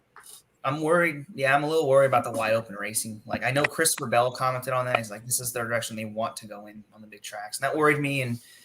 But I do think I'm excited for road courses. I'm excited for the other tracks. I think it'll be a different way of driving a stock car, because, all the guys are like, you're essentially wrestling a pig if you watch a road race in a stock car. Like, those cars are not meant to do that, and they're just wrestling them around. But nowadays, you're going to see them, like, these cars are going to be built for that type of track. You're going to see guys have to get on the very edge of what they can do. And it applies to anything. Like, if you drive something that's not meant to go fast, it's easier to drive, but at the same time, it's easier to not crash. Whereas if you drive something that's meant to go fast, it's going to be a lot easier to go fast. But then when it comes time, hey, you need to get to 100%, you're probably not going to get there. Like, this happened to me. I'd driven rental cars my whole entire life. And now I test the competition cart, the 206 cart, and it's like, whoa, it's a lot easier in the sense that you don't even have to turn the wheel. It just turns.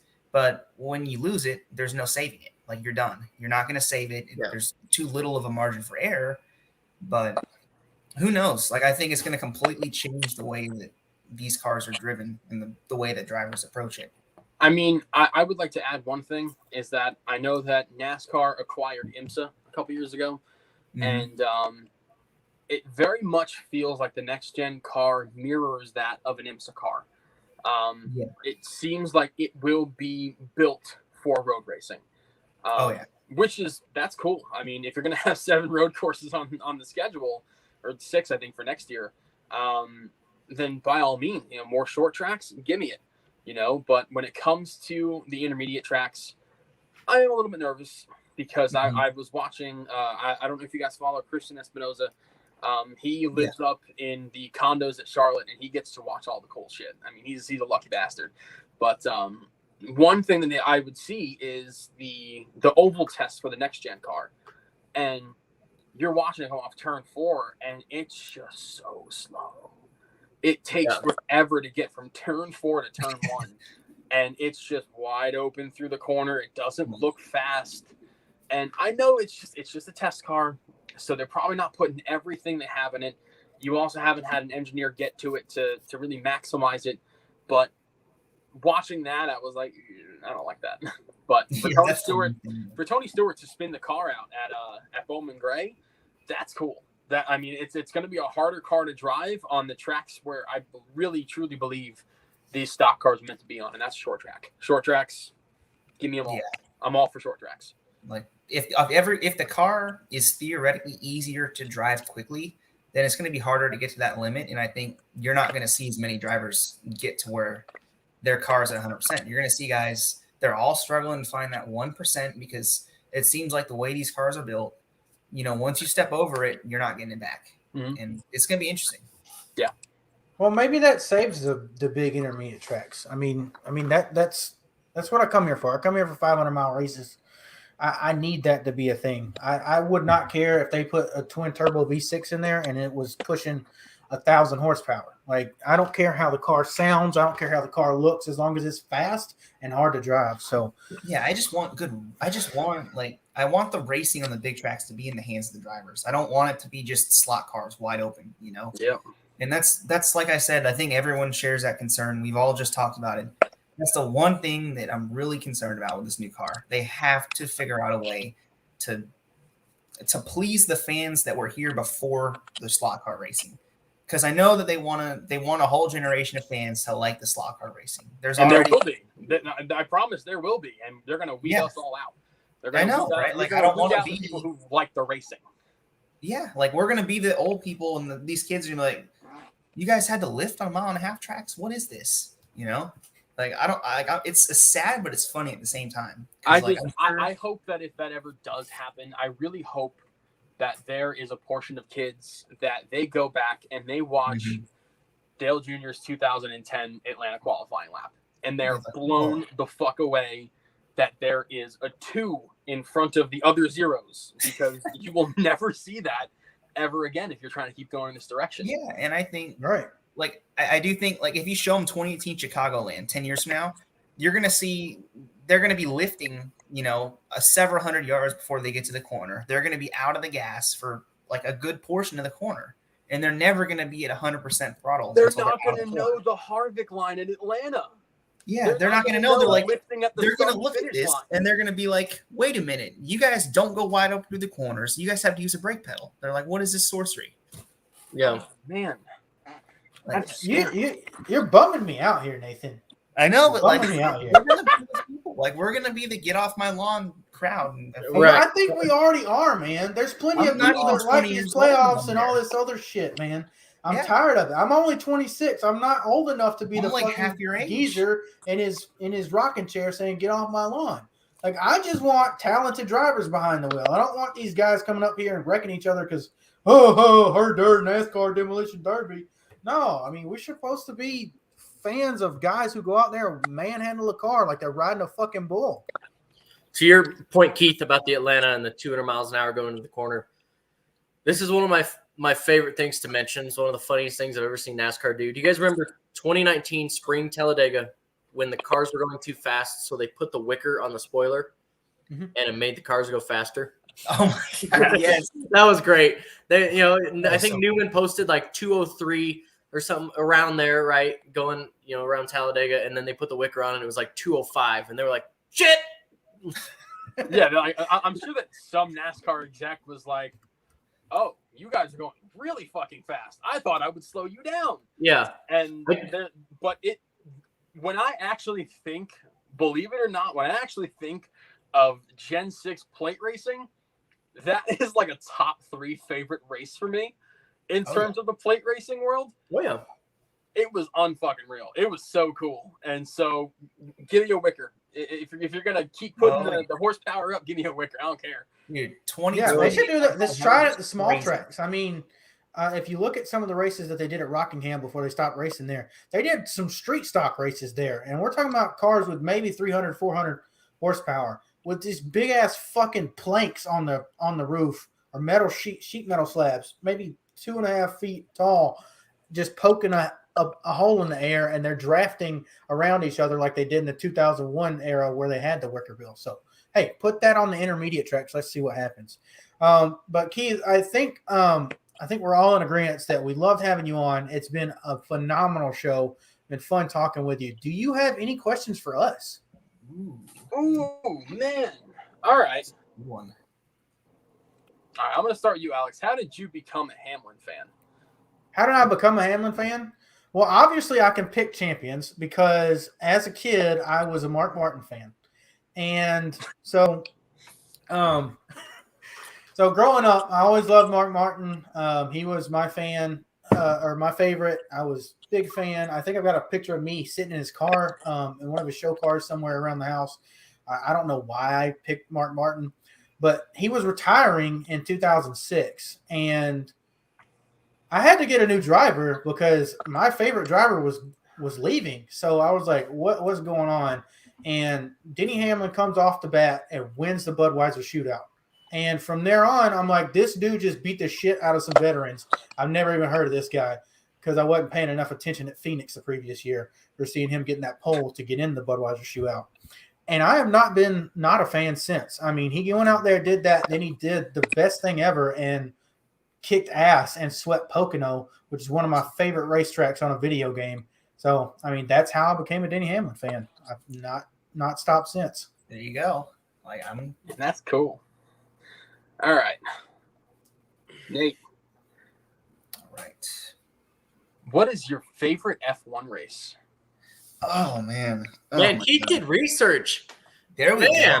Like, he knows all of us on Twitter. We're really active. We're trying to get Alex some more following on Twitter because he's not as he's not a frequent poster. He's lame. No. We just need to get him followers. Like I'm telling you. But let's see. Oh man, this is tough. I'm probably gonna have to go with. I know people are like 2012 Brazil, 2008 Brazil, all that kind of stuff.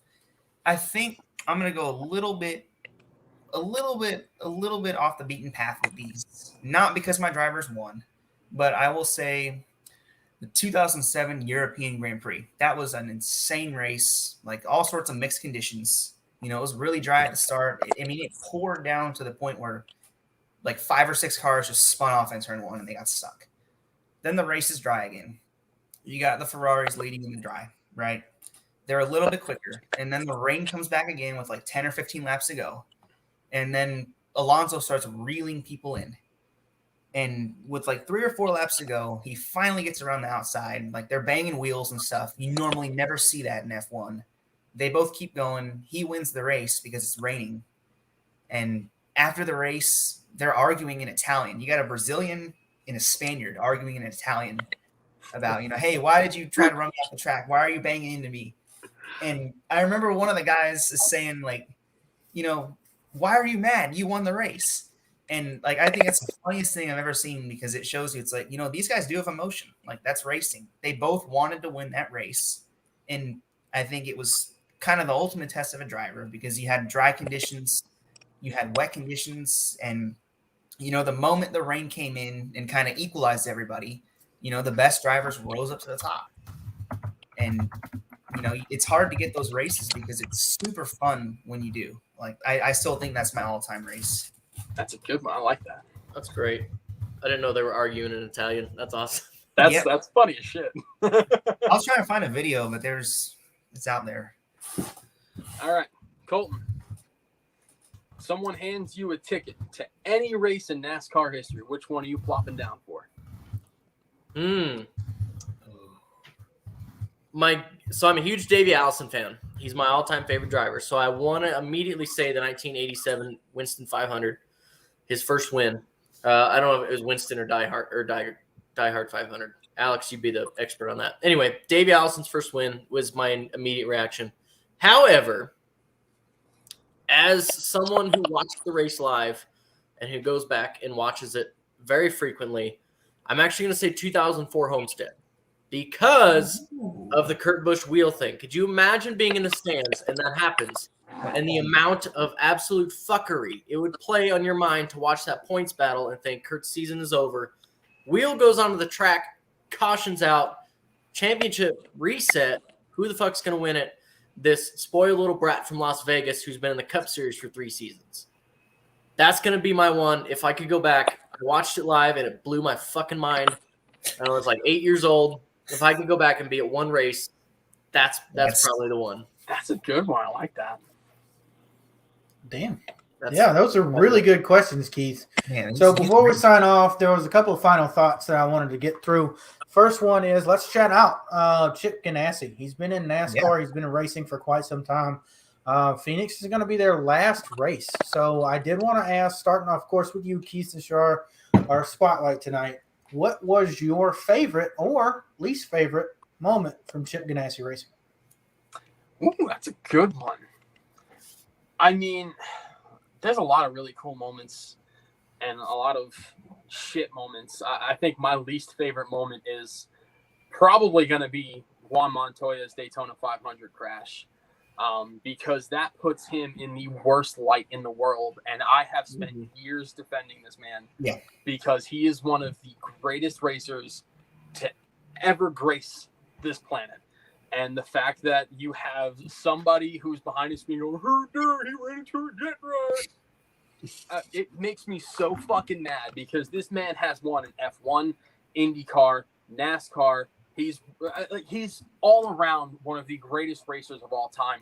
And if you look at the 2013 season for Juan Montoya, there were 2 races that either a caution didn't come out or he didn't have a 3-time champion on his ass. He's winning the race. And I think that's my least favorite. I think my number one favorite. Oh man, my number one favorite. That's got to be tough because I'm stuck somewhere between Jamie McMurray and Kyle Larson. And I think if I really had to go for it, I'm saying Jamie Mack. First race with the Chip Ganassi Racing #1 car, and one of my favorite paint schemes of all time. Dude, me. The 2010 Daytona 500. That race was awesome. I mean, if you go back and you look at that race, the cars were dead sideways at Daytona. And Jamie McMurray holding on to win that race. And as I touched on before, on the topic of emotion, Jamie Mack is one of the most emotional drivers ever. And to watch him cry in victory lane, it touched everybody's heart to watch this kid start off as a backup driver, win a race in his second start, and get all the way up to the status of winning the Daytona 500. And then go on to win several other races that season. But that's got to be number one. I mean, that was just so damn cool for Chip Ganassi. Yeah, I think I agree with you on the one thing because I hate that his car broke because that absolutely killed his reputation among the rednecks. And I do think that on that note, I think my favorite Chip Ganassi moment is probably Sonoma in 2007 because that was Juan Montoya's first NASCAR win, his first season driving anything other than an open-wheel car. And I cannot believe the reaction about that. And seeing all the people everyone knew that this guy's making history, right? That they comment on it. Mario Andretti, AJ Foyt, Dan Gurney. Those are the only guys in recent history to have done this, to have won. Well, AJ Foyt did not win an F1, but he did win multiple Indy 500s. He's participated in F1 races. So for him to be one of the 3 people on Earth to have won in all these series, it's amazing. So I think it's awesome that Ganassi gave him a chance in the first place. I'm going to go. First off, we mentioned Juan Montoya. Keith, you said it. He gets so much shit. We did damn near a whole episode about him. Episode 32, Fan Fuel. Go back on YouTube, go through your podcast, check it out. Episode 32. We do a JPM appreciation night. Basically, we all went through our entire favorite JPM moments, and we talked about the jet dryer. It was awesome. We mentioned that exact same thing. He gets way too much shit for something that wasn't his fault. If you go watch one of the documentaries is The Day, Daytona Primetime, where they talk about the 2012 500. And the whole documentary, they're showing Juan Montoya over the radio saying, hey, guys, something broke in this car. And then it finally snaps in the worst possible place, hits the jet dryer. For my worst moment, I'm going to go off the beaten path of the jet dryer. I'm going to say 2002 Daytona 500. Shirley Garland is leading. Red flag, gets out on live television, leading the race right in front of the pace car and starts pulling out his own fender. What? Bonehead. What a man! I don't my guy. He's like, you know what? I'm not blowing a tire. I don't care what it takes. Yeah. Full send. Either they're gonna penalize me or they're not. Yeah, he's like, I don't care. I'm getting out of this car. Yeah. Best moment. I'm also gonna go the 40 car. Keith, this is where I thought you were going with your Jamie Mack lead up. Charlotte, 2002. Jamie McMurray's second career start, same season, ironically. He gets in the 40 car and wins Charlotte. Holds off Bobby Labonte at the end to win in his second ever Cup Series start. That was awesome. That saved Jamie McMurray's entire career right there. That's why he hung around as long as he did, because he could fucking wheel it. All right. Well, we're up to mine, and I'm going to throw JPM under the bus again. But this time, I think it's NASCAR's fault. The 2009 Brickyard 400, the worst moment in Chip Ganassi NASCAR racing history. This is bullshit to this day. I guarantee you that man was not speeding. I don't know why NASCAR didn't want the free fucking press from having a guy win the stock car and IndyCar race at the mecca of speed. I don't get it. What are you doing, NASCAR? I'm still salty about it to this day. I remember screaming at the TV. I was in 8th grade or 9th grade, at August, so I would have been in 9th grade at that point. I was going crazy. You can ask my parents that day. I was angrier than I've ever been at a NASCAR race up until that point. I can't. That it still pisses me off to this day. Juan Montoya should have won the Brickyard 400 in 2009. My best moment, however, is going to be 2019 All-Star race. Kyle Larson coming out there and being young money and taking the money when no one had him even on the list for getting that race done. And even the 2018 race where he raced his way in through the Open. Those two races showed just how much talent he had, because in those races, I mean, CGR was not a good team those couple of years. I mean, I know Kyle had the 4-win season back in those days, but God, just seeing that guy come out of the thing, this guy is actually talented. And as much as I hate him off track, that's when he started showing me that he's going to do something in this sport. Oh yeah, that was. I have to add one little honorable mention for Chip Ganassi Racing, and I think, unfortunately, it was shrouded in controversy because of who was on the car. But Ross Chastain's career got a kickstart when he went ahead and he won himself an Xfinity Series race. He wanted a chance to be in a top ride. He proved it, and now he is going to go be racing for one of the best and hottest up-and-coming teams next season with Trackhouse. And if it were not for Chip Ganassi Racing allowing him to hop into that car, I really do not think that ever would have happened. And so that is an honorable mention. Chip Ganassi absolutely, most definitely made a career out of Ross Chastain, and I'm glad that happened.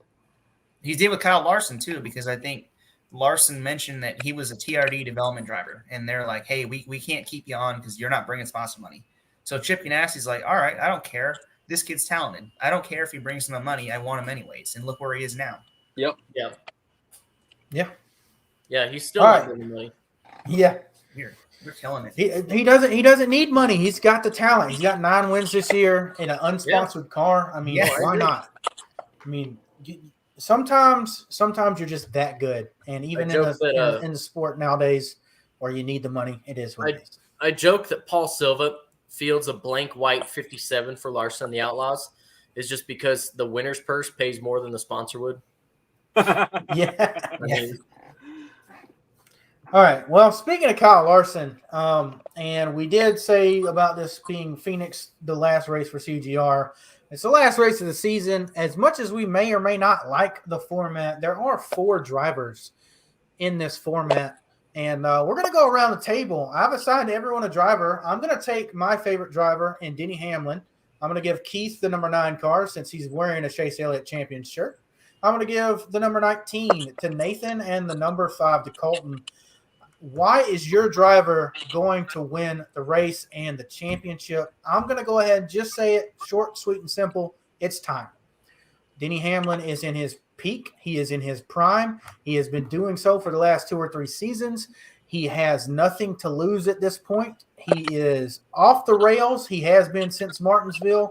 He's not tired. He's tired of the NASCAR shit. He's tired of these other drivers' shit. Hands down, he's in his own mindset, and I think that he's gotten himself to a place where he can't screw himself up, and that's why he's going to win the championship in Phoenix. Dude, this is gonna age like milk. Like, I'm a Hamlin fan. I'm like, just don't, like, we're not trying to jinx. You defend your driver. I defended mine. We're going on. I'm a Hamlin fan. I know, but you know what? I know. All right, Keith. Why are we gonna have a repeat champion with back-to-back number 9? This one kind of goes over the head for some people because we watched Martin Truex Jr. spank the field at the fall Richmond race, but there was one guy that just managed to get back through the field and have the fastest car of the race, and that was the number 9 car. He was in the lead, had a situation on pit road where he ended up getting damage on his car. He goes to the back of the field and just barreled through the whole field and finished 4th. And if there was at least a caution, I think that he would have won that race. Martinsville dominated, absolutely dominated that race. And there is a common theme here, and that is a 750 package on a less than 1 mile racetrack. And now we're going to a racetrack that fits that bill perfectly. He has finished second to Kyle Larson on more times than I can even count. And I think this 9 car, they have started to figure out, listen, we are the champions. We are still the defending champions. And we are a part of the best organization all season long. And regardless of what you say, this 9 car is going to be the car that will win the race and win the championship. All right. Well, let's see. I've hyped up Martin Truex ever since the playoffs began. I'm like, this is a guy you need to watch. This is a guy you need to watch. And, looking at it from a statistic standpoint, Hamlin has the best average running position on a 750 oval, which is like a 5.8. This guy is almost always running in the top 5. He's led the most laps on 750 ovals. But when it comes to stage 3, no driver has had better median lap times in the 3rd stage of a 750 oval than Truex. He is consistently the best car at the end of these races when he gets dialed in. You look at Martinsville in the spring. You look at Phoenix in the spring. You look at Richmond in the fall too.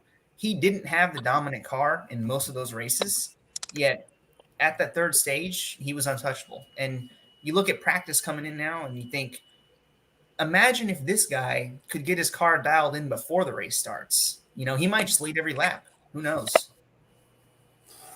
You guys are all wrong here. Okay. Oh, here we go. Kyle Larson, I'm not even going to mention the fact that he has 9 wins this season, which is just unheard of. Shut the fuck up. What I'm going to talk about is the fact that Hendrick is the best organization right now. And the fact that Kyle Larson has something more to prove than most of these other guys. Denny has plenty of Daytona 500 wins. He has all these other achievements. A championship at this point is, it's just icing on the cake for him. Truex has a championship. He has a bunch of other accolades. We talk about the Coke 600 a lot where he led all but like 8 laps. Chase Elliott's the defending champion. He's got him one. Kyle Larson was out of a ride last year. If anyone is going to come into this race hungry, it's going to be Larson to prove everyone wrong. I think you look for one thing. I think you look at Tech and see if that 5 car fails Tech twice, he's going to win it. He's going to start in the back. He's going to drive up front, just like we saw Chase Elliott do last year. Kyle Larson's your champion. If it comes down to a late race restart, I know he's willing to hit people out of the way. I know he's willing to door people. He's done it before. We saw the Chicagoland race between him and Kyle Busch. I think he's going to be more aggressive than that if it comes down to it, especially at a flat track like Phoenix where you have to get off the gas. You can't just hold it wide open. He's going to do what it takes if he's there at the end, and I think he will be there at the end. This is interesting. I'm thinking there was a comment in here a couple minutes ago from one of the people that's listening. They said, well, Jeff Gordon, they're like, if my car goes through Tech no issues, then we got a problem. I'm probably not going to be quick. So I think I know where you're going with this. That's what I told. Someone was arguing with me on Twitter the other day. He said, do you really think that Chase Elliott's team purposely failed Tech twice to start in the back? Yes. That's exactly what they did. Absolutely. 100%. Show up with a car that's not going to pass Tech. Fix the – right? You show up with 10 illegal things like we heard Cole Purton say, hope they only catch 8. That's NASCAR. That's how it goes. Yeah. That's innovation, right? That's what Chase wanted. His team absolutely just trimmed the absolute piss out of that car. They didn't catch everything because that thing was leading by stage 1. And it was fast. No one was catching it. I think it was a beast. It was. Yeah. They didn't find something. Yeah.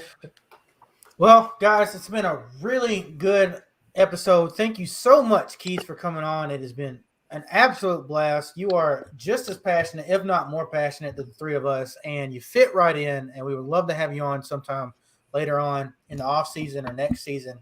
Love to do this again. Is there anyone or anything that you need to shout out before we sign off? Only I want to shout out is I hope everybody enjoys the race on Sunday. I know that it's been a rough few years, but I highlighted it on Twitter. I think this year has been awesome, and I don't want anybody to detract the fact that this is going to be a great send-off. You have the hottest driver, you have the hungriest driver, you have a driver trying to defend himself, and you have a driver that, in Martin Truex Jr., that not everybody loves, but Yes. I mean, dude is just a beast. He is such a badass, and I really, really love to see any one of those guys win a championship. And I hope everybody enjoys it. I hope there isn't too much toxicity on the timeline after the checker flag falls, but of course we're all NASCAR fans, so it's probably gonna be something. But other than that, I am really happy you guys invited me on here. I've been looking forward to this since last week, so it's been super, super cool to be on here and talking to you guys. So feel free to shoot me a message and get me back on here, because I am signing in real quick, because this was an Hell awesome. yeah. Hell yeah. Don't threaten us with a good time. Anyways, thanks everyone for watching. If you're watching live, if you're listening on your favorite platform, whether that's Apple Podcasts, Google, or Spotify, thank you. Follow us on Twitter, or now our new Facebook page at FanFuelMSM. That's capital F, capital MSM. Log on to fanfuelmotorsports.com. Send us an email at fanfuelpodcast@gmail.com. We'll get you some content put on our fanfuelmotorsports.com. We love fan input. We want to see you guys' pictures from your races, what to do and not to do at your race weekends, and just your opinion pieces about what's going on in the world of motorsports, whether it's at the front door of NASCAR or at your front door at your local track. So with all that being said, thanks for watching. Thanks again, Keith, for coming on, and we will see you guys next week. All right.